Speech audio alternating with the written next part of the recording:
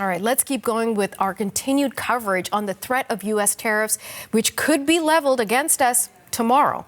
Now, one of the industries that could be hit hard is the seafood industry. That is considered by many to be the lifeblood of several communities in Eastern Canada. Nicholas again joins us now from Halifax with more on that.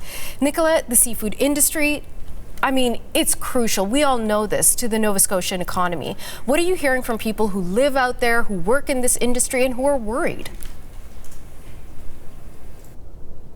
Well, Natasha, from fishers to processors to shippers to the U.S., many in the seafood industry are nervous and feeling uncertain about what tariffs will mean for their livelihood. So as we know, the tariffs are supposed to come in tomorrow. White House officials are sending mixed messages about if it will be the full 25% tariff or if it'll be a smaller tariff that will ramp up over the weeks.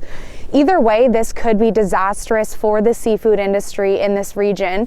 For example, lobster, it employs thousands of people. It brings hundreds of millions of dollars to the regional economy. And 60% of the lobster caught in Nova Scotia goes to the U.S. And this is similar for New Brunswick and PEI as well.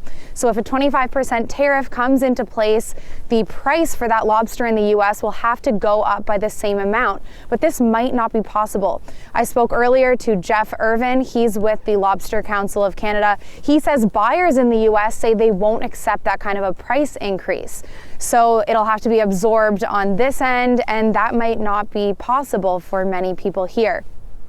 It's important to note that most of the lobster fishing areas are not in season right now, so that buys the industry a little bit of time. Irvin said people who have frozen lobster have been shipping it into the U.S. to get ahead of the tariffs and keep it in cold storage there before taxes come into play. One thing that the industry has been trying to do is diversify its markets. This is something that they've been trying to do for decades.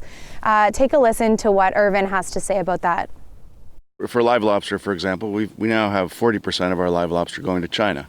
We didn't have that 10 years ago. So there definitely are examples where we can expand our markets, but especially for frozen lobster, the U.S. consumer, U.S. restaurants, retailers, our lobster tails and lobster meat are items that are very common, and so it's tough to replace that demand.